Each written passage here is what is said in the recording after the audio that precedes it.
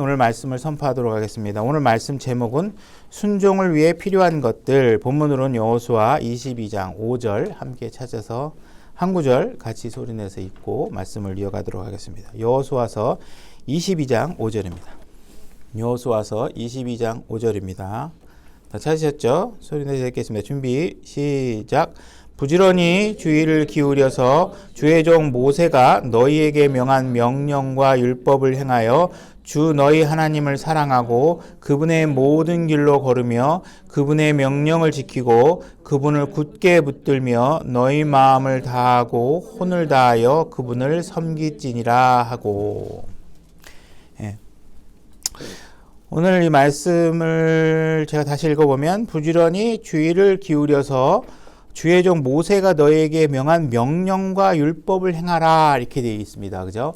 그래서 지금 하나님께서 이 성경 말씀을 여기서 보여주고 있는 명령과 율법, 이 여기서 얘기하고 여호수아가 지금 이스라엘 백성을 향해서 하고 있는 명령과 율법, 이것은 무엇이냐 하면 이들이 가나안 땅에 들어가게 되면 그들의 삶에 영향을 미치고 그들의 삶의 규범이 될 수 있는 그런 말씀들과 명령들을 얘기하는 것입니다. 그래서 보통 우리가 하나님의 명령 그러면 십계명 이런 것만 주로 이제 많이 생각하게 되죠. 근데 사실은 하나님께서 시내산에서 10가지 명령만 주신 게 아니라 사실은 613가지의 여러 가지 규례들을 이들에게 주셨습니다. 그래서 여기서 지금 얘기하고 있는 너희들이 율법과 명령을 지켜라 하는 것은 지금 그 포커싱이 어디에 돼 있느냐, 바로 그 가나안 땅에 들어가서 너희들의 삶이 이러이러해야 된다라고 얘기했던 그 명령들에 대해서 너희들이 귀에 들은 모든 명령들을 잘 지켜야 된다 하고 이스라엘 백성들을 향해서 하고 있는 말씀에 초점이 되어 있는 것입니다. 그래서 우리가 이제 구약의 우리가 명령들이다 이렇게 우리가 신약 성도들이 생각할 때 우리가 쉽게 떠오르는 것은 이제 뭐 살인하지 말아라, 남의 것을 탐하지 말아라, 뭐 간음하지 말아라 이런 명령들이 있죠. 그러면 그 명령들 중에 이런 명령들은 이스라엘에게만 해당되는 것은 아니고 이것은 오늘날 우리가 지금 신약 시대를 살고 있는 신약 성도들에게도 해당되고 구속력이 있는 명령들입니다. 그죠? 그래서 우리가 이걸 로마서에서 이런 명령들은 이방인들에게 마음에 기록된 율법이다 이렇게도 말씀하고 있고 우리가 이걸 또 양심이다 이렇게 얘기를 합니다. 그래서 우리는 하나님의 그런 이스라엘 백성처럼 하나님의 통제 아래 있지 않았던 이방인들 같은 경우에도 누군가가 나에게 거짓말을 해오면, 그죠? 이 사람이 거짓말했구나. 만약에 이걸 알게 되면 어떤 생각이 들어요? 이 사람 나쁜 사람이네. 왜 나한테 거짓말하지? 그죠? 거짓말하지 하면 안 된다는 거를 이미 구약에 보면 율법이 선포되기 이전에 이방 왕들이 다 알고 있었죠. 그죠? 그래서 이런 거짓말하거나 또 남의 아내를, 그죠? 아브라함의 아내를 취했을 때도 내가 하마터면 남의 아내를 취할 뻔하지 않았느냐 이러면서 남의 아내를 빼앗는 것이 죄라는 것을 이미 다 알고 있었습니다. 그래서 이것은 우리가 율법, 돌판에 새겨주신 그런 명령, 이스라엘에게 주는 명령과 다르게 이미 마음에 기록된 우리에게 명령들이 있는 것이죠. 그래서 이런 명령들은 시대를 초월해서 구약이나 신약이나 모든 사람들에게 구속력을 가지고 있는 명령들이다. 근데 지금 이 여호수아서에서 얘기하고 있는 지금 너희들이 가나안 땅에 들어가면 하나님의 율법과 명령을 지켜야 된다 하는 얘기의 초점은 뭐냐면 주로 우리와는 거의 상관없는 율법들에 대해서 그들에게 얘기하고 있는 거예요. 그들이 지켜야 된다고 하나님께서 그들에게 얘기한 그 명령들은 오늘날 신약 성도들과 무관한 얘기가 거의 7, 8% 이상 되는 이야기들이에요. 예를 들어서 우리는 돼지고기를 먹는 데 있어서 별로 문제될 게 없죠. 우리가 돼지고기를 먹는다고 해서 하나님과 우리의 관계에 어떤 문제가 생기거나 하나님이 우리에게 뭐 그 부분의 간을 가지고서 왜 너 돼지고기 먹었냐 이렇게 얘기하지 않으세요. 그죠? 근데 이스라엘 민족은 달라요. 그들은 돼지고기를 먹으면 안 된다 하나님께서 이렇게 얘기했어요. 그죠? 그러니까 이들에게는 돼지고기 먹으면 안 된다는 율법이 적용되고 있는 사람들이에요. 근데 우리하고는 아무 상관없어요. 우린 돼지고기 먹어도 아무 상관없고 먹지 말아도 내가 먹기 싫어서 안 먹는 거하고는 아무 상관이 없는 거죠. 여러분들이 지금 옷을 입고 있는데 이 옷을 우리가 옛날에 혼방이라고 그러죠. 옷감의 재질이 여러 가지 섞여 있어가지고 뭐 폴리에스테르하고 이런 것들이 면하고 막 섞여 있다. 이 옷을 입는 데 있어서 별로 마음에 꺼리낌도 없고 내가 옷감을 뭘 잘못 입었다 그래서 하나님하고 우리의 관계가 무슨 금이 가거나 하나님의 관계에 무슨 문제가 있거나 이럴 일이 전혀 없죠. 근데 유대인들은 달라요. 유대인들은 옷감도 함부로 입으면 안 돼. 뭐 섞인 걸로 입으면 안 돼. 혼방을 입으면 안 돼. 그죠? 그러니까 지금 여호수아서에서 유대인들의 이스라엘 민족에게 지금 말하고 있는 여호수아를 통해서 얘기하고 있는 이 내용은 뭐냐면 지금 너희들에게 해당되는 그런 명령들을 철저하게 지켜라. 이 얘기를 하고 있는 거예요. 그죠? 그래서 왜 하나님께서 이들에게 이런 명령을 주고 있느냐? 이들은 다른 민족과 구별돼야 되고 그들은 하나님의 백성으로서 뭔가 다른 삶을 살도록 요구하고 있고 거룩하게 구별돼야 돼서 다른 민족에 봤을 때 저 사람들은 우리가 달라. 그리고 하나님의 백성이야. 이렇게 해서 뭔가 하나님께서 내 민족과 내 백성들에게는 구별되는 지점이 있다는 사실을 보여주기 위해서 그들에게 주신 규례들과 명령들이 있는 것이에요. 그죠? 그래서 이들에게 분명히 지켜야 될 명령들을 주고 있다. 이 얘기를 하고 있는 거예요. 그러면 오늘 이 이야기를 우리 신약 성도들이 다루는 데 있어서 우리가 왜 그러면 구약에서 우리하고 아무 상관도 없는 명령을 지키게 하고 있는 이 이야기를 오늘날 우리가 공부를 해야 되고 왜 이 말씀을 우리가 이해해야 되느냐 하는 측면에서 오늘 주제를 다루려고 하는데 지금 분명히 하나님께서 명령하시고 율법을 주셨고 그들에게도 지키라고 하셨는데 오늘날의 우리에게도 하나님께서 분명히 동일한 명령들은 아니지만 우리에게도 지키라고 한 명령과 율법과 계명들이 있단 말이에요. 그죠? 우리에게 지키라고 하는 계명들이 있는데 이런 계명들을 과연 지키는 것이 그들이 율법과 명령을 지키는 것을 통해서 우리가 얻을 수 있는 유익이 무엇인가? 우리에게 주는 가르침은 무엇인가? 그죠? 그래서 누구도 오늘날 율법과 어떤 계명 이런 것들을 지켜서 구원받는 사람도 없었지만 이스라엘 민족도 율법과 계명을 지킨다고 해서 그들이 하늘나라를 가거나 이게 뭐 구원을 받는 개념으로 준 게 아니에요. 그죠? 그들에게 분명히 이런 율법과 계명을 준 건 뭐냐면 그들이 가나안 땅에 들어가 살면서 이 명령들을 지키면 그들이 받을 수 있는 축복들이 있었던 것이에요. 너희들이 이런 것을 잘 지키면 내가 줄 축복들이 있다. 분명히 우리 것들과는 다르지만 너희들이 받을 축복이 있다. 그렇다면 우리에게도 그 명령을 주신 이유는 구원이나 이런 것과 상관없이 우리의 삶에 우리가 약속의 땅에 들어가 있을 때의 삶에 뭔가 축복과 은혜가 되고 복이 되는 것들이 분명히 있다라고 우리에게 주시는 것이고 메시지를 주시는 것이 있지 않겠느냐. 그리고 사실은 우리는 그들과 다른 복이지만 그들보다 더 크고 더 좋은 것을 약속해 주고 계시다라는 사실들을 오늘 본문을 통해서 말씀을 통해서 우리가 나눠보려고 하는 메시지입니다. 그래서 일단 우리가 로마서 15장 4절을 한번 가보겠습니다. 로마서 15장 4절 제가 읽겠습니다. 무엇이든지 전에 기록된 것은 우리의 배움을 위하여 기록되었으니 이것은 우리가 성경 기록들이 주는 인나와 위로를 통해 소망을 가지게 하려 합니다. 자, 이전에 기록된 것은 지금 로마서를 기록할 당시에 이전에 기록된 것 이렇게 되면 우리가 알 수 있는 건 뭐냐 하면 구약 성경이에요. 그죠? 구약 성경 기록물들을 갖고 있었어요. 그래서 이 구약 성경들을 주신 이유는 오늘날 신약교회를 살고 있는 우리들에게 무엇을 줄 수 있냐 하면 배움을 줄 수 있다는 거예요. 뭔가 배울 것이 있다는 것이죠. 그죠? 분명히 구약에 기록된 이야기들은 우리를 향해서 기록하신 말씀이 아니에요. 이스라엘 민족을 위해서 분명히 기록한 말씀이죠. 근데 그들의 삶을 들여다보면 그들의 삶 속에서 분명히 우리가 배울 것이 있다는 거예요.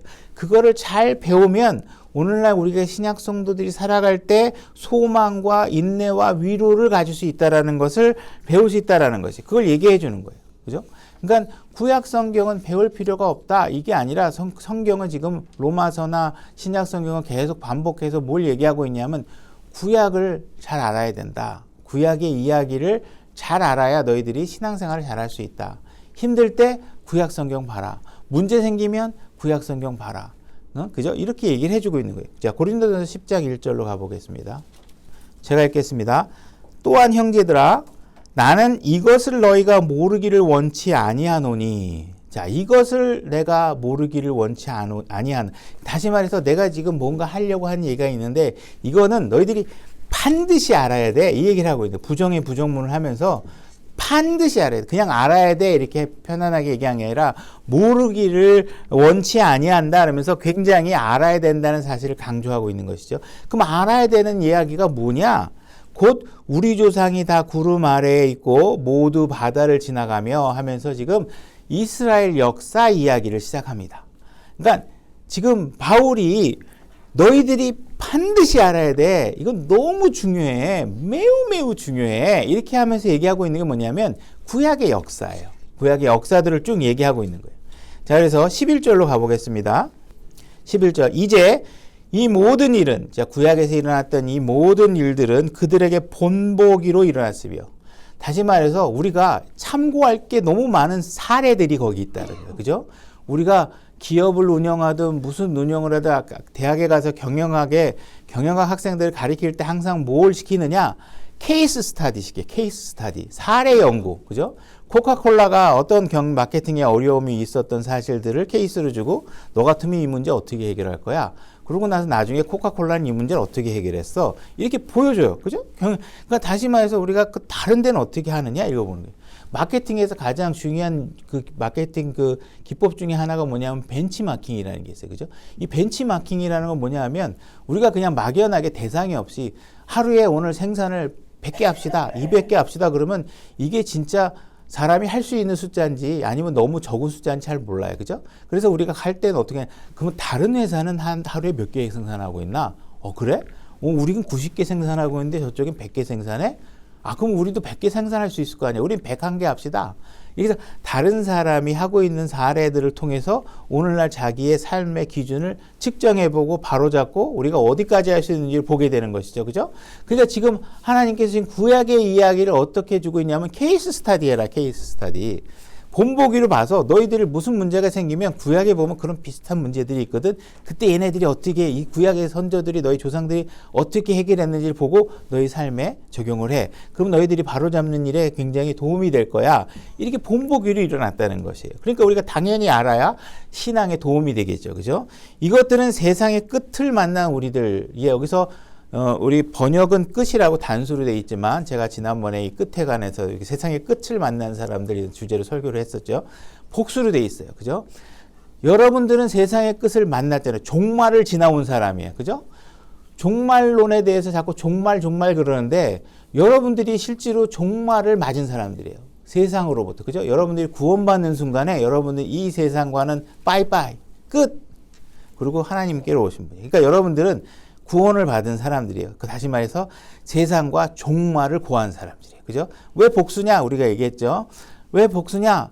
저는 10년 전에 구원을 받았으면 10년 전에 세상과 종말을 고했어요. 그죠? 여러분들은 예를 들어서 20년 전에 신앙생활 시작했다. 그러면 여러분이 20년 전에 종말을 고했어요. 모든 사람들이 각각 종말을 맞은 시점이 다 틀리죠. 이 세상과. 그죠? 그래서 끝들을 다 만났어요. 여기 있는 사람들은 이 사람이 만난 끝과 이 사람이 만난 끝의 시점들이 다 틀립니다. 그러니까 여러분들은 다 종말을 만나신 분들. 그래서 구원을 받았는데 여러분들이 세상과 끝이 안 나 있다. 그럼 구원 안 받은 거예요. 구원이 되어 있어야 끝이 되는 거죠. 그죠? 끝을 만난 우리를 훈계하기 위해 기록되었다. 그죠? 구원받은 우리를 향해서 기록되었다. 이렇게 얘기하고 있는 거죠. 분명히 그거는 우리에게 주신 명령은 아니지만 그걸 본보기로서 우리에게 교육을 주겠다 이런 얘기를 하고 있는 거예요. 그런즉 스스로 서 있는 줄로 생각하는 자는 넘어지지 않도록 주의할지니라. 왜 구약을 봐야 되느냐?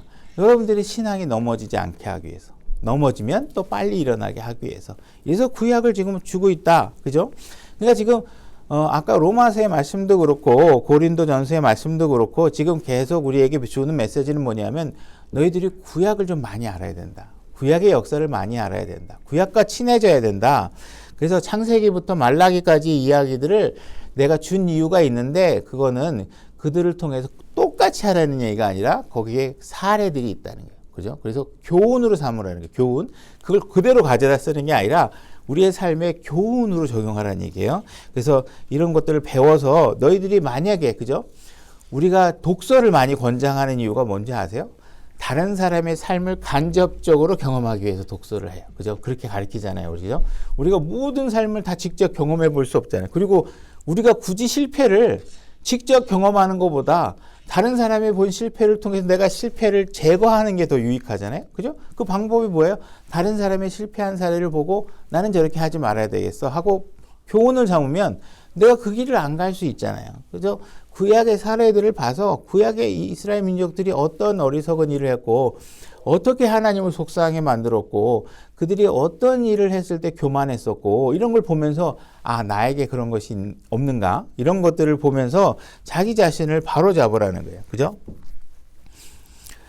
분명히 구약계에 있는 모든 명령들 중에 제가 얘기했죠. 90% 이상들은 다 우리와 상관없는 명령들이에요. 그죠? 근데 우리에게 상관이 있다면 마음에 기록된 율법과 관련된 것들만 우리에게 상관이 있어요. 그래서 그들과 우리가 지켜야 될 명령들은 다르지만 분명히 그 이야기들 속에는 우리가 배워야 될 것이 있다. 이렇게 얘기를 하고 있다는 것입니다.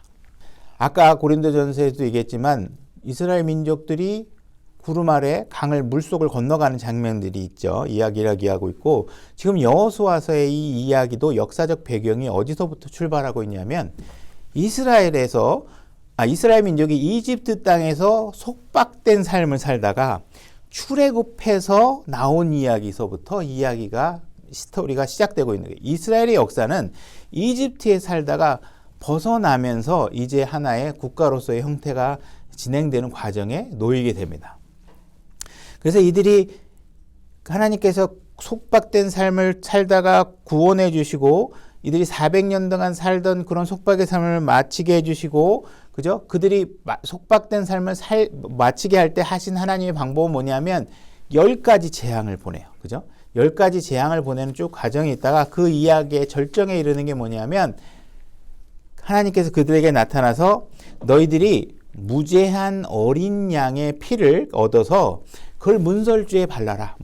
문기둥과 위에다가 이렇게 발라라. 그러면 내가 죽음의 그림자가 너희 집은 그 피를 보고 피해갈 것이고 그 피가 없는 사람들의 집의 장자들이 다 죽게 될 것이다. 이 이야기를 해요. 그죠?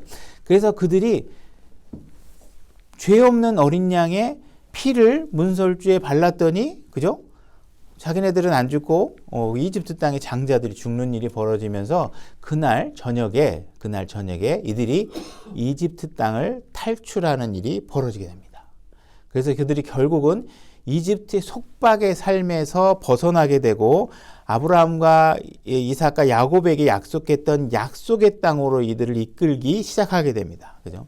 그래서 나와가지고 홍해를 건너게 되고 이들이 쭉 지나다가 시내산이라는 곳에 머무르게 되면서 거기서 하나님께서 모세를 통해 율법을 주게 됩니다. 그래서 너희들이 이 말씀들을 잘 지키면 내가 이런 축복들을 줄 것이고 너희들이 이 말씀을 잘 안 지키면 이런 안 좋은 일들이 생길 거야. 이렇게 얘기하면서 그들에게 이 말씀을 잘 지키면 너희들의 삶이 형통하게 될 것이고, 그죠?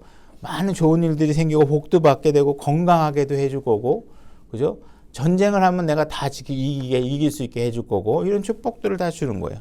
근데 이들을 이렇게 인도하다가 결정적인 순간에 이들이 하나님의 정탐꾼 사건에서, 그죠? 이들이 하나님의 말씀에 대한 강력한 신뢰를 하지 못하고 하나님께서 분명히 약속의 땅이라고 너희들을 데려갈 곳이라고 얘기했는데 대부분의 사람들이 하나님이 뭔가 잘못 판단하신 것 같아. 가봤더니 별 볼 일 없는 것 같아. 그냥 기라성 같은 그냥 적들이 있어가지고 우리 갔다간 뼈도 못 추릴 것 같아.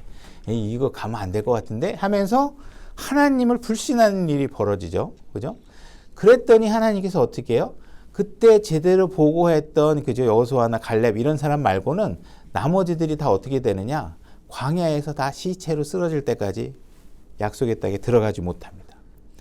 실제로 시내산에서 약속의 땅까지의 거리는 성경에 11일이면 도착하는 곳이라고 되어 있어요. 그죠? 10여일만 가면 되는데 40년 동안 왜 광야에서 맴돌아요? 이 못 믿은 놈들 다 끝내고 가야 되거든. 얘네들 수명 다 끝날 때까지 뺑글뺑글 돌리면서 내 말 안 들었던 사람들 다 그곳에 시체로 다 남겨놓고 어떻게 해요? 다 정리하고 그 다음 세대와 여호수아 갈렙만 데리고 가나안 땅에 들어가는 일이 벌어지는 것이. 그죠? 이런 하나님의 이런 이야기들 속에서 우리가 배워야 될 것이 있다라는 거예요. 그죠? 그래서 이들이 가나안 땅에 들어가서 그 이야기들이 뭐예요? 우리가 어떻게 하면 적들을 그들이 물리치고 있는가? 그들이 어떤 방식으로 적을 물리치고 있는가? 그들이 정말 고급 무기, 핵무기 몇 개 잘 만들어서 물리치고 있는가? 하나님 말씀을 잘 믿었더니 그 적들을 물리치고 있는가? 이것들을 보여주고 있는, 어떻게 그 안에 살고 있는 사람들을 내쫓아내고 있는가? 어떻게 하나님께서 당신이 약속한 그 말씀을 이들을 통해서 실현시켜 나가고 있는, 성취시켜 나가고 있는가? 그죠? 그래서 이들의 이 역사적 과정을 통해서 하나님께서 우리가 배워야 될 어떤 커다란 모형을 보여주고 계신다는 거예요. 그죠? 자, 고린도전서 5장 7절로 가보겠습니다. 분명히 우리에게 주고 있는 메시지는 뭐냐 하면, 이스라엘 민족이 속박된 상태에서 그들을 건져낼 때 어떤 걸 사용하셨냐면 어린 양의 피를 사용하셨어요. 그죠? 문설주에다 무죄한 어린 양의, 흠없는 어린 양의 피를 발랐더니 구원을 받았다. 그죠? 자, 우리는 어떻게 구원을 받으냐? 고린도전서 5장 7절. 그러므로 너희는 누룩 없는 자들인지 새 덩어리가 되기 위하여 묵은 누룩을 제거하라. 우리의 유월절 어린 양 곧 그리스도께서 우리를 위하여 희생물이 되셨느니라.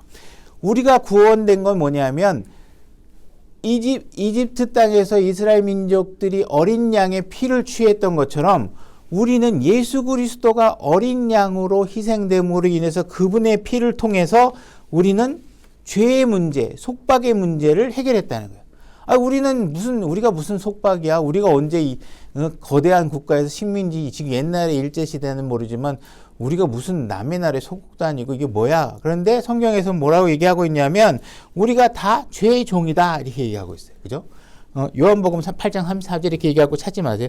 갈라디아서 4장 3절에 뭐예요? 우리는 다 세상 초등 원리 밑에서 속박당하고 있어요. 제가 항상 여러분들이 개인적으로 교제할 때 얘기하고 있는 게 뭐냐 하면 예수님을 아는 것만으로도 우리는 지혜로운 자다 이렇게 얘기했어요. 그죠? 사람들은 정말 웃기는 거에 정말 신념을 갖고 사는 사람들이 너무 많아요. 세상의 초등 원리, 하나님이 보면 말도 안 되는 세상 원리에다가 막 대단한 것처럼 얘기하고 막 돼지머리 꽂아놓고 소머리 꽂아놓고 있고 뭐 덩실덩실거리고 막 서로가 뭐 증명도 안 되는 가설을 갖고 자기 삶을 옥죄고 있고 막 우리는 예수 그리스도를 알고 진리를 아는 것만으로도 그리스도 안에 들은 것만으로 엄청나게 자유로워질 수 있는데 그런 세상 원리에 다 속박되어 있다라는 거예요. 그죠?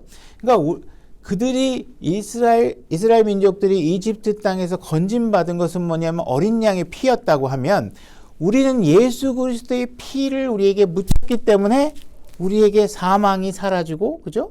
그 다음에 영원한 생명이 주어지고, 그 주님과 영원히 있을 수 있는 축복의 세계로 옮겨지게 됐단 말이에요. 그 건져진, 구속받게 되는 그 조건 과정이 구약이나 지금 오늘 신약이나 우리가 속박에서 벗어나는 과정에서 우리가 교훈을 얻을 게 있다. 그러니까 이스라엘 민족이 구원받는 것도 어린 양의 피. 우리가 구원받는 것도 어린 양의 피. 근데 우리의 어린 양은 누구냐? 예수 그리스도. 그죠?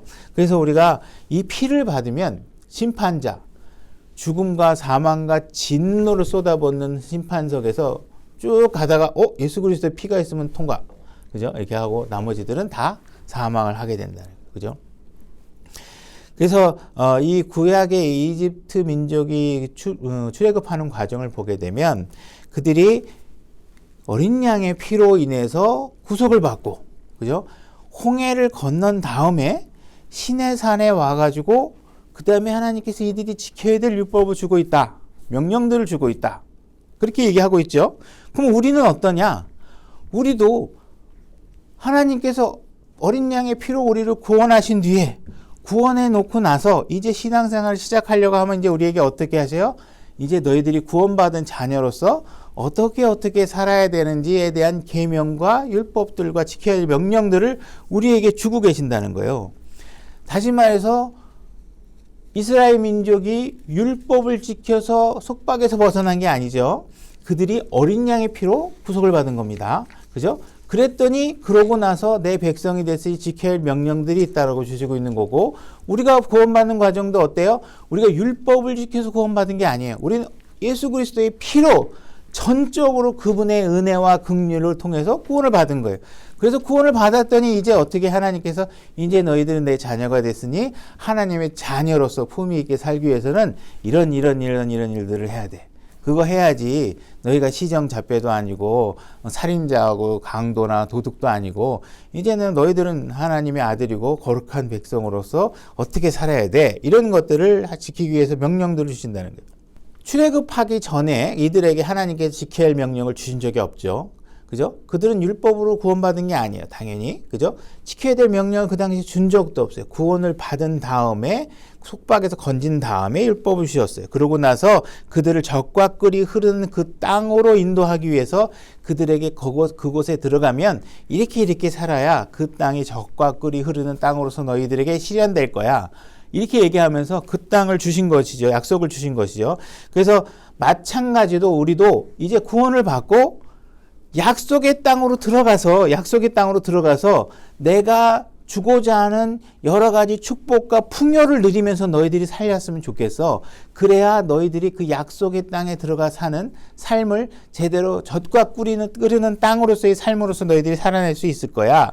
이 이야기를 하고 있는 거예요. 자, 우리가 이제 이 이야기까지 이해하시는 데는 큰 문제가 없었을 텐데, 그러면 이제 많은 사람들이 혼돈을 겪고 있는 건 이 젖과 꿀이 흐르는 가나안 땅이 그러면 오늘날 뭐에 해당되느냐 이거예요. 그죠? 이 젖과 꿀이 흐르는 땅에 대해서 대부분의 제도권 교회 사람들이 뭘로 얘기하고 있냐? 이거를 천국으로 얘기한다면 하늘나라. 그죠? 하늘나라로 자꾸 얘기해요. 그래서 가나안 땅에 들어가는 게 하늘나라 들어가는 것이다. 그러면서 뭐 주여 주여 하는 자마다 하늘에 들어갈 자가 없다고 한 얘기를 하면서 봐라. 하나님이 구원을 했지만 다 가나안 땅에 들어가는 것이 아니지 않냐. 이렇게 얘기하면서 여러 가지 케이스로 이 가나안 땅을 마치 우리가 죽으면 들어가는 하늘나라인 것처럼 얘기를 한단 말이에요. 그러면 그 말이 정말 맞는지 우리가 검증해야 되겠잖아요. 그죠? 제가 말씀드린 성경은 공식 같아서요. 왁구가 이렇게 딱 검증이 돼 있어요. 그래서 이렇게 맞으려면 거꾸로 검산을 해봤을 때 맞아야 이야기가 맞아요. 그죠? 그 성경은 그냥 이렇게 무슨 우리가 교훈 이건 좋은 게 좋은 거야 이렇게 무슨 이렇게 스님들이 막 덕담하듯이 이루어진 성경이 아니고요. 모든 성경 구절이 딱 짜임새 있게 아구가 딱 맞게끔 하나님께 해놓으신 거예요. 그러니까 그것을 검증하시는 작업들을 하셔야 돼요. 그러면 이들이 가나안 땅에서 일어난 일들이 뭐냐 하면 가나안 땅에 들어갔더니 뭐가 있어요? 적들이 있어요. 적들. 그죠? 그리고 그곳에 갔더니 물리쳐야 될 적들이 있고 그들과 싸워야 되고 가나안 땅에 들어가서 하나님 말씀대로 순종하지 않았더니 이들이 최종적으로 맞은 결론이 뭐예요? 그 땅에서 쫓겨나요. 바빌론 제국을 아수르 제국을 통해서 이들을 다 흩으시고 바빌론 제국을 통해서 포로로 끌려가게 하시고 그 땅에 다시 못 들어가게 하시고 이래요. 그러면 여러분들이 이게 하늘나라라고 그러면 여러분들이 죽어서 진짜 내가 그 나라 거기 가기만을 고대하고 딱 하는데 거기에 마귀들이 있어. 그죠? 그들과 싸워야 돼. 그들과 거기 가서도 하나님 말씀 제대로 안 지켰더니 너 다시 천국에서 나가. 막 내쫓겨. 그러면 여러분들이 지금 이 성경에 대해서 우리가 믿고 소망하는 소망이 어떻게 돼요? 다 망가지잖아요. 그러니까 어떻게 해요? 가나안 땅은 하늘나라가 아니구나. 그죠? 하늘나라가 아니구나.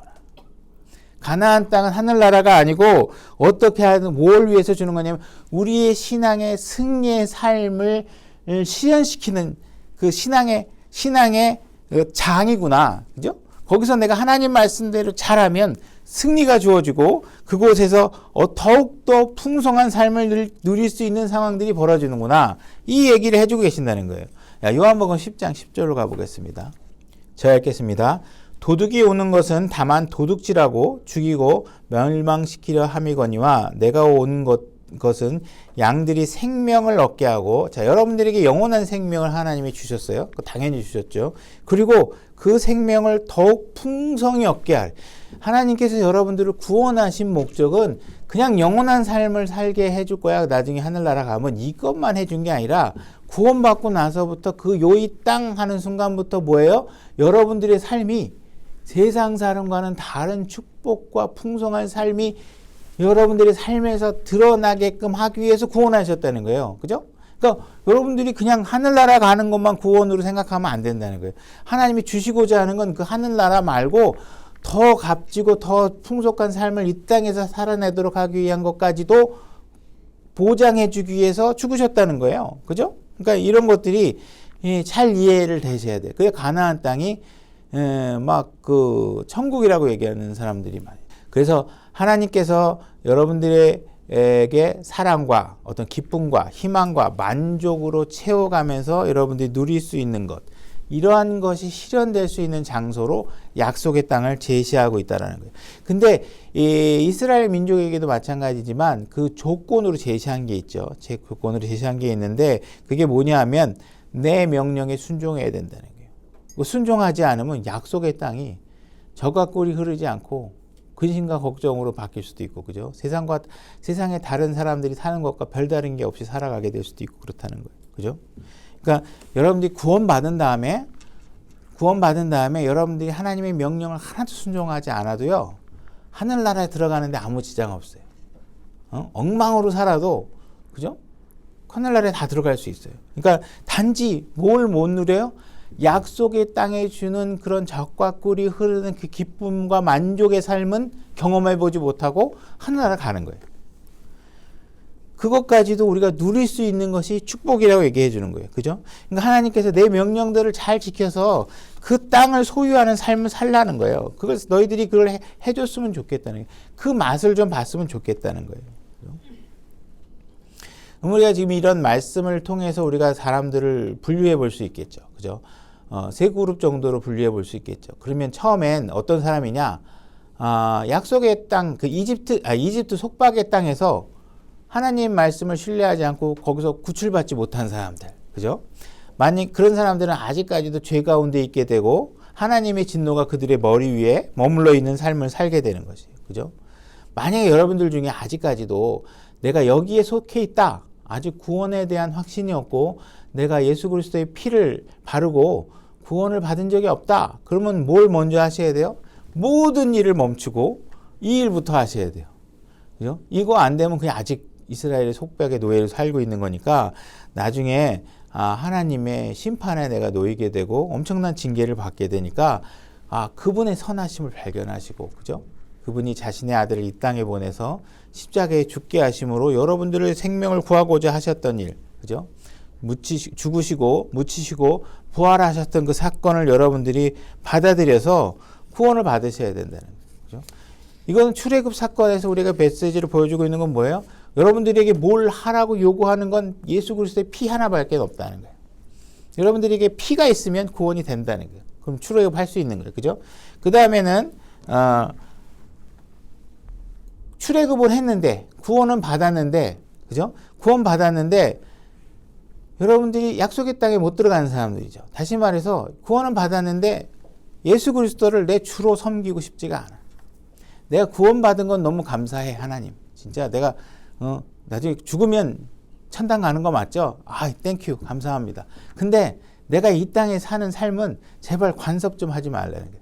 내가 그냥 구원을 받았지만 내가 여전히 나이트클럽도 좀 가고 싶고, 내가 여전히 딴 여자도 좀 만나고 싶고, 내가 여전히 술집에도 좀 가고 싶고, 내가 여전히 내 탐욕으로 이 세상을 성취하고, 내가 예수 교회 안에서의 삶의 승리가 아니라 내가 이 세상에서 부귀영화를 누리는 삶을, 내가 탐욕을 만족시키는 삶을 살 테니까 내 삶에 간섭하지 말라는 거예요. 그렇게 사는 사람들이 있는 것이죠. 그죠? 그러니까 그런 사람들은 전부 다 어떻게 돼요? 광야에서 맴돌다가 다 거기서 죽고 그 기쁨의 약속의 땅에 들어가지 못해서 어떠한 그 적과 꿀이 흐르는 삶을 만끽하지 못하는 사람들이 된다는 것입니다. 그러면 이제 세 번째 보리는 어떤 사람들이에요? 이제 그런 과정을 거쳐서 약속의 땅에 들어갈 수 있는 사람들이에요. 근데 이 약속의 땅에 들어가서 적과 꿀이 흐르는 땅으로서의 삶을 우리가 살기 위해서는 필요한 게 있다는 거예요. 뭐냐? 순종이라는 거예요. 순종하지 않으면 약속의 땅에 들어가지도 못하고 들어가서도 그 기쁨의 삶을 살아내지 못하는 거예요. 근데 성경에서 지금 여호수아서에서 이 순종하는 사람들에게 보여지고 있는 세 가지 특징이 있다는 거예요. 이 순종하는 사람은 요 세 가지 특성이 있어야 보니까 순종하더라는 거예요. 그러니까 이거를 오늘 지금 보려고 하는 거예요. 첫 번째, 우리가 본문을 읽었던 여호수아서 22장 5절로 한번 가보겠습니다. 제가 읽겠습니다. 부지런히 주의를 기울여 주의 종 모세가 너희에게 명한 명령과 율법을 행하여. 자, 주님이 주신 명령과 율법을 행할 때 어떤 자세로 해야 되냐면 부지런히 해야 된다. 부지런히. 순종을 하려면 순종하는 사람에게는 반드시 필요한 성격이 있어야 되는데, 특성이 있어야 되는데, 그 특성 중에 하나가 뭐냐면 부지런해야 되는 거예요. 이 부지런함이라는 건 신앙생활에서뿐만 아니라 직장생활에서 여러분의 삶의 전 영역에서 반드시 요구되는 성품이에요. 부지런하지 않으면 망하게 돼 있어요. 그죠? 게으름은 여러분들의 삶을 망치는 거예요. 그죠? 여러분들이 부지런해야 여러분들의 신체적 건강도, 운동을 하면 부지런하게 꾸준하게 하셔야지 뭐 했다 말았다 이러면은 안 되잖아요. 그죠? 그러니까 이런 여러분들이 몸과 마음도 마찬가지고 신앙생활도 마찬가지고 노력하지 않으면 안 된다는 거예요. 근데 이런 여러분들이 그 부지런해야 된다, 노력해야 된다, 이것은 구원을 받기 위해서냐? 아니에요. 구원은 그냥 거저되는 거예요. 그죠? 예수 그리스도 피만 바르면 돼요. 그럼 부지런한 건 상관없어요. 그럼 구원받은 이후에 왜 부지런해야 되느냐? 구원을 유지하기 위해서냐? 즉 어느 정도 수준의 여러분들의 신앙을 유지해야 구원이 유지될 수 있고 마지막에 죽은 뒤에 하늘나라 가려면 구원의 수준을 유지하기 위해서냐? 아니라는 거예요.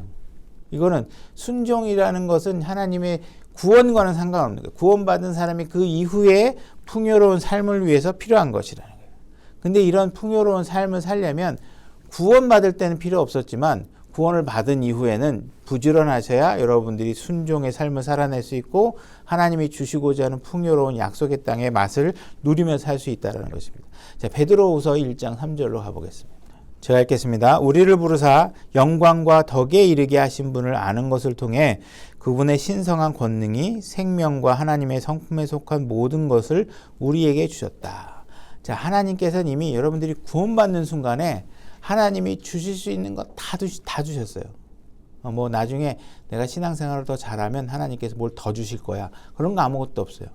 여러분들에게 주실 거 다 주셨어요. 그걸로 여러분들이 이미 제가 얘기했죠. 주방에 볶음밥을 만들 수 있는 재료와 도구 다 주셨어요. 근데 그걸 해 먹는 사람은 부지런한 사람이고 게으르면 못 해 먹는 거예요. 그죠?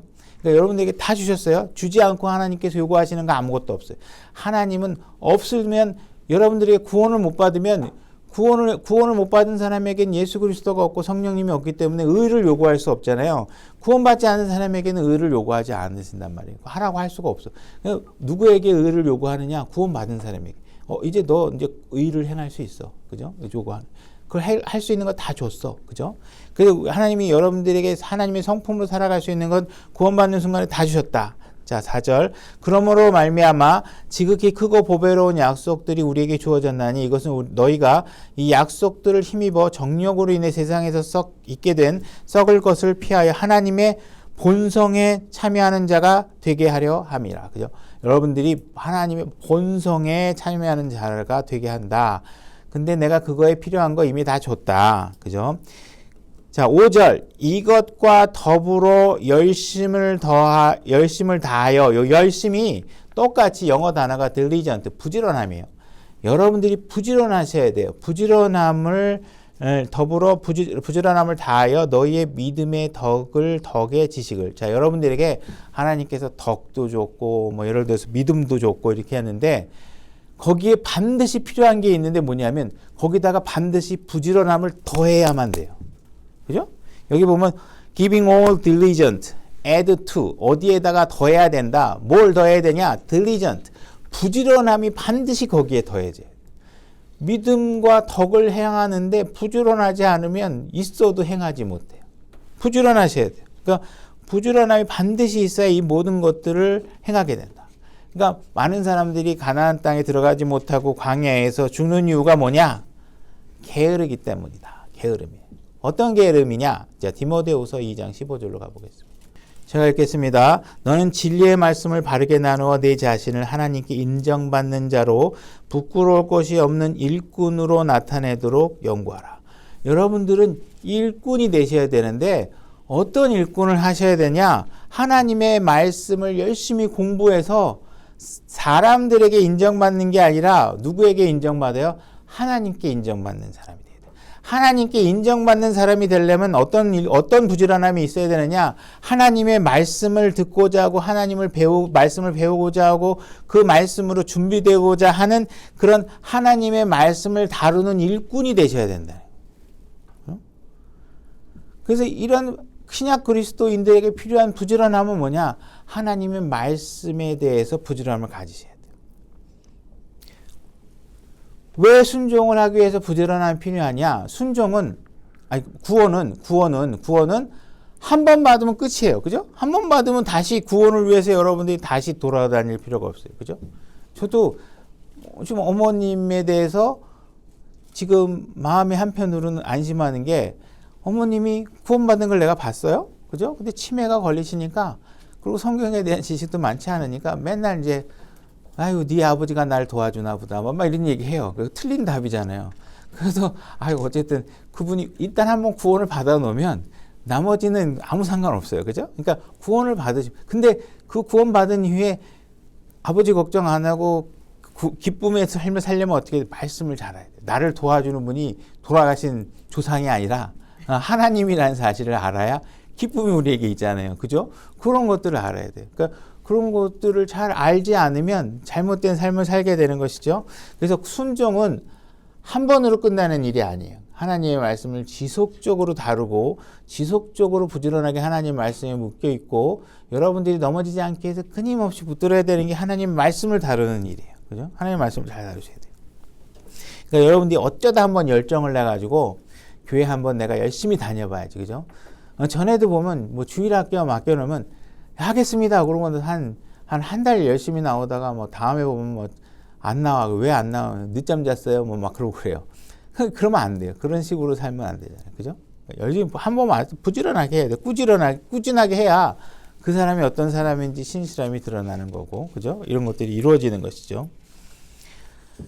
자, 히브리서 10장 25절로 가보겠습니다. 제가 읽겠습니다. 어떤 사람들의 습관과 같이 우리의 함께 모이는 일을 폐하지 말고 서로 권면하되 그날이 다가옴을 너희가 볼수록 어떻게 하자? 더욱 그리하자. 그죠? 여러분들이 뭔가 남들보다 더 어떤 진취적인 삶을 살고 여러분들 다른 사람보다 더 나은 신앙적 삶을 살고 더 축복된 삶을 살려면 뭔가 더 하는 게 있어요. 뭔가 더 할 수 있는 일 영역이 있어야죠. 그죠? 남들하고 똑같이 하면 그냥 남들 수준은 되겠지만 더 뛰어난 모습은 얻기가 어렵겠죠. 그죠? 그래서 여러분들이 열심히 해가지고 그 더 열심히 하는 것은 왜 하는 거냐? 내 신앙을 다른 사람에게 자랑하기 위해서나 보이기 위해서가 아니라 하나님한테 인정받기 위해서 하는 것이다. 하나님께. 그죠? 그러니까 우리는 하나님 말씀을 더 공부해야 되고 더 열심히 교회에 나와야 되고, 그죠? 그러니까 하나님 성도들 간에 더 교제 안에 머물러 있어야 되고 하셔야 된다는 거예요. 그러니까 남들보다 더 하셔야 돼요. 자, 그 다음에 두 번째 필요한 게 뭐냐? 두 번째 필요한 게 용기라는 게 필요합니다. 여호수아서 23장 6절로 가보겠습니다. 여호수아서 23장 6절입니다. 제가 읽겠습니다. 그런즉 너희는 크게 용기를 내서 모세의 율법책에 기록된 모든 것들을 지키고 행하며 그것을 떠나 오른쪽으로나 왼쪽으로나 치우치지 말라. 하나님 말씀을 지키는데 반드시 필요한 게 뭐냐? 하나님 말씀에 순종하는 데 필요한 게 뭐냐? 용기라는 거예요. 용기. 그죠? 용기라는 것은 우리 지난주에도 잠깐 언급을 했지만 용기라는 건 뭐예요? 두려움이 없는데 그냥 뭐 나는 그 전두엽이 없어서 뭘 봐도 두렵지가 않아. 이건 용기가 없는 거예요. 용기하고 상관없어요. 용기라는 건 뭐예요? 두려워요. 두렵지만 그것을 이겨내는 게 용기예요. 이겨낼 수 있는 거. 그죠? 하나님 말씀을 순종하는 일들이 신앙생활을 딱 시작하고 나면 쉬운 것 같은데 쉽지 않은 게 왜 그러느냐? 용기가 필요한 대목들이 너무 많아요. 하나님 말씀을 지키는 거는 우리 육신을 거스르는 일들이 많아요. 육신과 대립해야 돼. 육신의 요구를 거부할 수 있어야 되는데 이게 꽤 용기가 필요해요. 그죠? 친구가 갑자기 옛날에 재밌게 놀던 친구가 와서 우리 같이 또 술 한잔 마시러 가자. 그죠? 또 뭐 어디 재밌는 데 가자. 이렇게 얘기했을 때 그것을 딱 거부하는 게 뭐예요? 용기인데 용기가 안 나. 아니면 저 친구가 나를 안 놀아주면 어떡하지? 그러면서 뭔가 세상 것에 우리가 마음의 기준이 있어가지고 자꾸 두려워해요. 그리고 하나님 말씀을 지키는 삶이라는 건 뭐예요? 세상과 대립하는 삶이에요. 세상과 대립하는 삶이니까 용기가 필요한 거예요. 그죠? 누구에게나 가서 복음을 전하는 일도 이게 상당히 사실 특히 저 같은 사람에겐 용기가 필요한 거예요. 그죠? 그 사람 만나가지고 당신은 죄인입니다. 그죠? 당신이 그렇게 거룩한지 알고 있지만 사실은 죄입니다. 그래서 그 죄를 인식하게 만들고 하나님을 발견하게 만드는 일이 때로는 굉장히 사적인 어떤 영역의 말씀을 다뤄야 되다 보니까 가서 뭔가 얘기하면 하다가 아이 싫다고 그러고 네가 뭔데 그러고 뭐 이렇게 얘기하면 어떡하지? 이런 두려움 때문에 못하는 경우가 많다는 거죠. 그죠? 그때 우리는 용기가 필요해요. 왜? 그 하나님 명령으로 주신 거니까 우리가 그 대신 질서 있게 하나님이 지혜로운 방법으로 뭔가 전할 수 있는 방법은 각자의 영역의 지혜로운 방법을 다뤄야 되겠지만 전하는 일을 멈출 수는 없다라는 거죠. 그죠? 그때 우리가 용기가 필요한 거예요. 누구에게 전도지를 나눠주는 것도 용기가 필요해요. 그죠? 거리 설교하고 이럴 때 가서 이렇게 팻말 딱 붙들고 서 있는 것도 용기가 필요해요. 어떤 사람에게. 그죠? 서 있으면 누가 나만 쳐다보는 것 같아. 아이 부끄러워. 막 그러면 이게 또 안 돼요. 그죠? 그럴 때 또 말씀을 선포하는 사람도 그렇고 용기가 필요하다는 거예요. 전도지를 누구 손에게 넘겨줄 때도 다 용기가 필요한 거예요. 그래서 우리가 순종을 할 때는 뭔가 우리에게 약간의 용기가 좀 필요하다. 그죠? 여러분들이 헌금을 할 때도 내 다음 달에 내 월급이 줄어들 것 같고 그 다음 달에 뭔가 불확실하고 이럴 때 내가 이 헌금을 해도 되나? 이랬을 때 여러분들에게 용기가 필요하다는 거예요. 하나님 앞에. 그죠? 그래서 뭔가 뭐 정부가 예배를 드리지 말라 그랬을 때 하나님이 뭐이라고 그랬는데 용기가 필요하죠. 그죠? 그러니까 이런 것들이 하나님 말씀에 순종하는 것들이 의외로 용기가 필요해요. 여기서 무너지는 사람들이 많아요. 그죠? 그래서 다 신앙을 버리게 되고 이렇게 그냥 하나님이 복 주신데 뭐 이런 설교는 다 좋아하는데 내 삶을 들여서 액션을 행동으로 뭔가 취할 때는 용기와 싸워서 이겨서 용기를 탁 내실 수 있어야지만 이런 일들을 이어진다는 거예요. 자, 여호수아서 1장 6절로 가보겠습니다. 여호수아서 1장 6절입니다. 제가 읽겠습니다. 마음을 강하게 하고 크게 용기를 내라. 용기를 내라. 뭔 일을 하는데 용기를 내냐?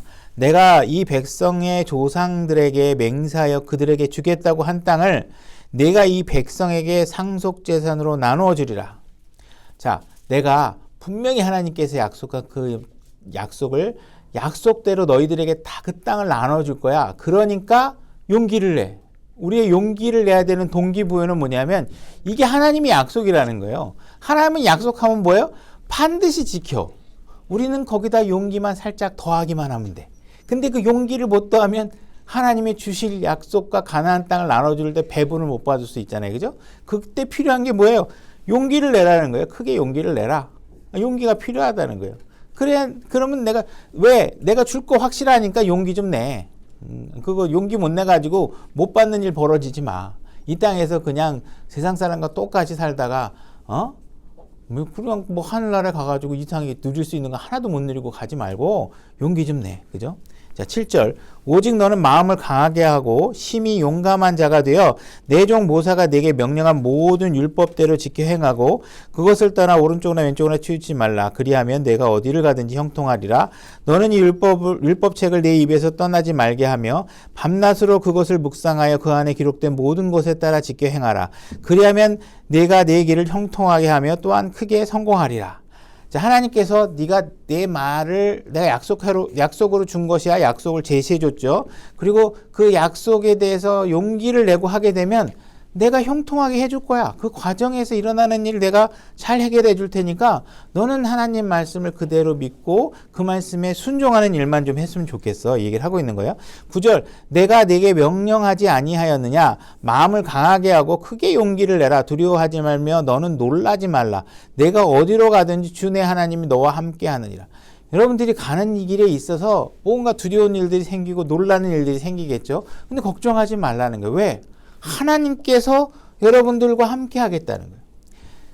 약속을 제시하시고 그 약속을 바라보고 용기를 내라고 하고 계시고 6절에서 그 다음에 7, 8절에 가면서 걱정하지 마. 그 가나안 땅에 가는 길에 많은 어려움이 있겠지만 내가 반드시 내가 필요한 거 다 공급해 줄게. 걱정하지 마. 그리고 다시 한번 얘기하죠. 내가 너희들에게 일을 시키고 그냥 뒤에서 바라보는 사람이 아니야. 바라보는 그게 아니야. 내가 반드시 너희들과 함께 하는 거야. 내가 너희들과 함께 하는 존재야. 그죠? 그러니까는 나는 분명히 너희들과 함께 할 테니까 걱정하지 마. 이렇게 얘기하고 있는 거예요. 그러니까 여러분들이 무슨 일을 할 때 여러분들이 그걸 자신 있게 하는 거는요. 여러분 안에 명분과 이것이 굉장히 의롭다라는 어떤 명분이 확실하게 있으면 자신감 있게 팔 수 있어요. 그죠? 여러분이 정수기를 하나 팔아도요. 내가 이 정수기가 정말 이걸 먹는 사람에게 이거 먹으면 건강에 너무 좋아. 수돗물 마시지 마. 이게 너무 좋거든요. 이게 다른 거 여러분들이 수돗물 끓여 먹고 전기세, 몰세 나가고 다 합쳐보면 사실 이 정수기 사는 비용과 별 차이 안 나. 여러분들 논리가 잘 구성돼 있어요. 그래서 가가지고 딱 팔 때는요 용기가 생겨. 왜? 모든 게 자신감이 있어. 비용 떼고 이거 더 비싼 거 아니야? 사실 알고 보면 물 잘못 먹어서 배탈 나봐. 그거 얼마나 예를 들어서 이거 엄청나게 건강한 내가 갖고 있고 내가 뭔가 상대방에게 전하고자 하는 물건이 정말 유익하고 좋은 거라 그러면 자신 있게 팔겠죠. 그죠? 그죠? 마찬가지로 내 안에 무슨 명분이 있으면 하나님께서 하시는 일을 할 때 용기가 생긴다는 거예요. 하나님이 나하고 같이 있는 거야? 그러면 의로운 일 아니야? 이거 내가 올바른 데 서 있는 거네? 그러면 내가 용기를 낼 수 있지. 분명히 하나님이 약속을 주신 거고 그 일을 할 때 내가 하나님이 함께 하시겠다고 하니까 내가 분명히 이 일을 하는 데 있어서 용기를 낼 수 있어. 그죠? 이렇게 우리가 명분을 갖고 하게 되면 용기가 생긴다. 근데 왜 용기가 생기지 않느냐? 우리의 삶이 하나님의 말씀을 통해서 그 명분을 내 안에 체계적으로 갖추기보다는 맨 유튜브 보고 뭐 다른 드라마 보고 뭐 이러면서 하나님의 말씀에 대한 진리의 체계가 우리 안에 없으니까 흔들려. 뭐가 나타나면 내가 왜 이거 해야 되지? 잘 모르겠고. 그죠? 간증이 뭔지 모르겠고. 그죠? 이거 나를 자랑하는 건지 간증이 예수님을 자랑하는 건지 비스무리 하는데 뭔가 이렇게 저 사람 구원받는 사람이 맞나? 이렇게 자꾸 갸우뚱하게 하는 걸 하고 있는 거 왜 그래? 지금 내가 뭘 발견하지 못하고 왜 못 발견해요? 하나님 말씀에 우리가 매진하지 못하기 때문에 그래요. 성경을 자꾸 연구하고 탐구하고 그분이 가라고 하는 길이 뭔지를 알고 나서 뭘 해야 되는데 그거 아무 근거도 없이 내 열심으로 뭘 해. 그죠? 뭐 교회에 와가지고 냉장고도 사다 주고 뭐도 사다 주고 막 돈은 헌금을 하고 막 하는데 말씀에 근거한 믿음이 별로 없어. 그냥 사회복지학과처럼 자기 위한 그래도 내가 교회에 좋은 일 했는데 뭐 이런 걸로 하면 안 되잖아요. 그죠? 그러니까 여러분들이 합리적인 명분과 용기도 가지셔야 돼요. 그러니까 하나님 말씀을 잘 아셔야 돼요. 여호수아서 24장 15절 제가 읽겠습니다. 만일 주를 섬기는 것이 너희에게 나쁘게 보이거든. 지금 여호수아가 지금 고별 설교를 하는 장면입니다. 백성들을 향해서 나쁘게 보이거든. 너희 조상이 강 저편에 섬기던 신들이든지 혹은 너희가 거하고 있는 땅의 아모리 족속의 신들이든지 너희가 섬기는 자를 너희를 위해 이날 택하라. 지금 하나님께서 너희들을 출애굽시켜서 가나안 땅까지 이렇게 왔는데 너희들이 좀 잘 생각해 봐라.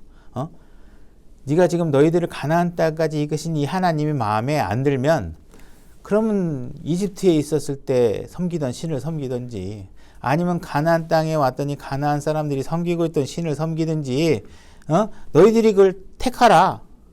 그러나 나와 내 집으로 말하건대 우리는 주를 너희들이 잘 선택해. 나는 이미 선택했어. 나는 주 하나님을 선택할 거야. 너희들 잘 선택해. 자, 16절 백성이 응답하여 이르되 우리가 주를 버리고 다른 신을 섬기는 일을 결코 하지 아니하리라. 그죠? 이들은 지금 확고하게 대답하고 있는 거예요. 내가 어떻게 다른 신을 섬깁니까? 하나님을 섬겨야죠. 당연히 저도 여호수아 당신이 말을 한 그 하나님을 나도 섬기겠습니다. 이렇게 얘기하는 겁니다.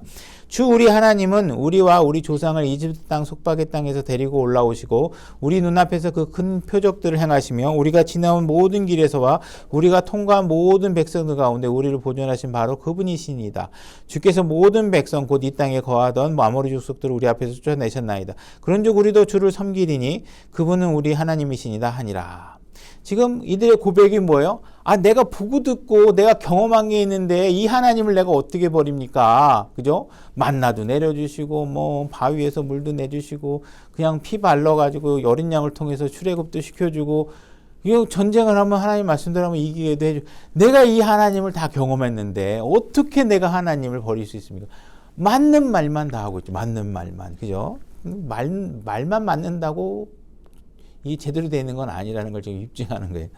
19절 여호수아가 백성들에게 이르되 너희가 능히 주를 섬기지 못하리니 그분은 거룩한 백성이여 질투하는 하나님으로 너희 범법과 죄들을 용서하지 아니하시리라. 지금 제대로 된 답을 했는데 여호수아가 뭐라고 얘기하냐면 너희들은 하나님 제대로 못 섬길 거야. 너희들은 안 돼. 하나님 지금 못 섬기는 거야. 이렇게 얘기하는 거예요. 제가 여러분들에게 하나님을 섬겨야 됩니다. 하나님을 여러분들 섬기십시오. 여러분들이 당연히 아멘 뭐 있습니다. 다 했는데 제가 여러분들은 아멘 했지만 여러분 이 교회 문 바깥으로 나가자마자 여러분들은 바로 하나님 잊어버리고 다른 신을 섬길 거예요. 하나님 섬기지 여러분 못합니다. 이렇게 얘기를 하는 거예요. 그러니까 굉장히 이상한 거죠. 그죠? 답 다 잘했는데 왜 그럴까? 그럼 왜 이렇게 말한 이유가 있겠죠. 20절 만일 너희가 주를 버리고 이방신을 섬기면 그분께서 너희에게 선을 행하신 뒤에라도 돌이키서 너희를 해하시고 너희를 멸하시리라. 그죠? 너희들이 나를 잘 믿는다고 해서 왔지만 네가 만약에 지금이라도 나를 버리고 다른 신을 섬긴다 그러면 내가 지금까지 잘해줬던 거 도로 다 뺏을 거야. 그래서 내가 너희들한테 다시 해를 가할 거야. 이렇게 백성이 여호수아에게 이르되 아니니이다. 우리가 주를 섬기겠나이다. 그죠? 백성들이 아닙니다. 저희들은 반드시 주를 섬길 겁니다. 저희들 거짓말하는 거 아닙니다. 이렇게 얘기하고요. 22절 여호수아가 백성에게 이르되 너희가 너희를 위해 주를 택하고 그분을 섬기리라 한 것에 대해 너희가 너희 자신에게 증인이 되었느니라 하매 그들이 이르되 우리가 증인이 되었나이다 하니라. 그죠? 우리가 십계명을 받을 때도 율법을 받을 때도 그렇고 하나님께서 항상 뭘 요구하냐면 입으로 시인하는 걸 요구합니다. 여러분들이 입으로 시인하시게 하시는 거예요. 너희들이 정말 하나님을 정말 제대로 된 증인이 될 거야? 하나님은 어떤 분이야? 그럼 그분은 우리를 출애굽시켜 주신 분이고 그분은 우리를 굶주리게 하지 않으신 분이고 그분은 우리에게 약속의 땅을 인도하신 그거 증언할 거야? 네, 증언할 겁니다. 다 이렇게 한 거예요. 그가 이르되 그런즉 이제 너희 가운데 있는 이방신들을 제거하고 너희 마음을 주 이스라엘 하나님께 향하게 하라. 지금 뭐 하고 있냐면 여호수아가 정말 그렇게 얘기했지? 그러면 오케이. 얘기했어. 약속한 거야. 그럼 지금 빨리 돌아가서 뭘 하라는 거예요? 너희 집 방 안에 있는 거, 그 부처님상, 마리아상, 뭐 이런 것들 다 갖다 버려. 이게 얘기하고 있는 거예요. 그러니까 지금 이들은 지금 뭐라고 여호수아가 지금 간파하고 있는 건 뭐예요? 지금 말로는 주님을 섬기겠습니다. 지금 말하는 순간에도 자기 집에는 다 뭐예요? 가나안 신이 있고 이집트 신이 다 있는 거예요. 그러니까 여호수아가 지금 얘기하는 거 너희들 답답하대. 말은 그렇게 했는데 말이 중요한 게 아니라 그러면 가서 버려. 가서. 그 얘기하고 있는 거예요. 그죠? 그러니까 지금 여호수아가 얘기하고 있는 건 뭐냐면 말로만 뭐 하지 말고 완벽하게 행동과 말과 모든 걸 일치시켜서 어떻게 해요? 하나님께 전적인 헌신을 하라는 거예요. 전적인 헌신. 그죠? 하나님도 믿고 안방에는 부처님 갖다 놓고 건너방에는 마리아 갖다 놓고 있고 뭐 다른 방에는 2층 거실에서는 예수님 동상 갖다 놓고 있고 막 해가지고 예수님이 그렇게 생겼는지 안 생겼는지 모르지만 영화배우 같이 생긴 예수님 갖다 놓고 섬기지 말고 거기 이거 하나님 주 하나님을 전부 다 섬기라는 거예요. 그러니까 하나님은 여러분들이 전적으로 전신하는 걸 원하는 거예요. 여러분들이 다른 신 다 섬기고 나서 주중에 다 세상 기쁨 다 누린 다음에 일주일에 한 번 일요일 날 와서 주님을 위해서 짜투리 시간 드리는 식으로 하나님께 하면 하나님은 어떤 분이시다? 질투하는 하나님이다. 그런 식으로 신앙생활하면 뭐 어디로 못 간다? 가나안 땅에 들어가는 삶을 절대로 살 수 없다. 얘기를 하고 있는 거예요. 그죠? 하나님 사랑합니다. 그런데 다른 신 다 사랑하고 나서 짜투리로 하나님 사랑하는 그런 짜투리 신앙 같은 거 하지 말라는 거예요. 마태복음에 보면 두 지인을 섬길 수 없다 이렇게 얘기하고 있어요. 마태복음 6장 24절에 보면 하나님은 나는 야곱은 내가 사랑하되 에서는 미워하였다 이렇게 얘기하고 있습니다. 하나님은 내 이웃을 사랑하라 그랬는데 왜 누구는 사랑하고 누구를 미워하냐 이렇게 얘기할 수 있겠지만 하나님이 얘기하고 있는 건 뭐냐면 우선순위에 관한 것이 우리가 너희가 어머니, 아버지, 가족, 친지보다 예수 그리스도를 더 사랑하지 않으면 어떻게 된다는 거예요? 가나안 땅에 못 들어간다는 거예요. 그 이야기는 뭐예요? 여러분들의 삶의 그 중앙에 메인 포지션에 예수 그리스도가 있느냐, 그리고 나머지 것들은 다 주님 옆으로 다 제껴놓고 우선순위를 뒤로 밀려놓고 있느냐. 근데 대부분 말은 다 그렇게 하는데 보면 뭐예요? 예수님이 맨 마지막이야. 시간 남을 때 올 거고, 내가 상황이 여의치 않으면 못 오고, 내 상황이 괜찮아질 때 교회 오고, 뭐가 좋아질 때 하나님 찾을 거고, 그 주님은 맨 마지막이고, 일단은 내가 즐거운 일을 먼저 하려고 한다는 거예요. 그러니까 이런 식으로 삶을 해가지고는 어떤 것도 완전한 순종을 이루어낼 수 없다는 거예요. 그러니까 여러분들에게 있어서 이상한 신들이 있으면 그걸 완벽하게 제거하라는 거예요. 너희 마음을 주 이스라엘 하나님께로 향하라. 이 이야기는 우리가 누군가에게 마음을 향한다는 건 뭐냐면 그분에 대한 사랑이 있어야지만 가능한 거예요. 그러니까 전적인 헌신을 다시 말하면 사랑이라는 거예요. 마지막 구절 요한일서 5장 3절로 가보겠습니다. 자, 읽겠습니다. 우리가 그분의 명령들을 지키는 것, 이것이 곧 하나님을 사랑하는 것이니라. 그분의 명령은 무겁지 아니하리라. 그분의 명령대로 사는 것이 여러분들 보기에는 이게 되게 무거워 보일 수 있는지 모르지만 명확하게 하나님께서 얘기하고 있는 건 아니다. 내 명령이 훨씬 가벼운 것이다. 무겁지 않다. 이렇게 얘기하고 있는 것입니다. 그래서 우리가 오늘 말씀을 통해서 하나님께서는 여러분들을 영원한 생명을 주고 구원해 준 그 약속만을 가지고 여러분들이 살기를 원하는 것이 아니라 내가 이 땅에서 여러분들이 하늘나라 가는 그 순간까지 이 땅에서의 삶을 좀 더 풍요로운 삶을 살았으면 좋겠다. 가나안 땅에 들어가는 삶을 살았으면 좋겠다. 그러려면 순종이 필요한데 그 순종을 해내기 위해서는 여러분들에게 이 세 가지 특성을 여러분들이 잘 이해하고 갖춰야 되는데 그것이 무엇이냐? 첫 번째로 부지런해야 된다. 그 용기를 가지고 있어야 된다. 그리고 하나님에 대한 사랑이 있어야 된다. 그래야 우리가 사랑하는 사람을 위해서는 1시간을 기다려도 힘들지 않고 사랑하는 사람을 위해서든 어떤 일을 해도 힘들지 않고, 그죠? 이런 일들이 가능하잖아요. 그죠? 그래서 우리가 하나님께서 우리의 삶의 주인이 되어서 그분의 말씀대로 순종해서 그분들이 이 땅에서 그분이 우리가 이 땅에서 누리게 하기를 원하는 그런 풍요한 삶을 누리려면 반드시 이런 순종의 삶이 있어야 된다. 이 얘기를 하고 있습니다. 자, 오늘 말씀은 여기까지 하겠습니다.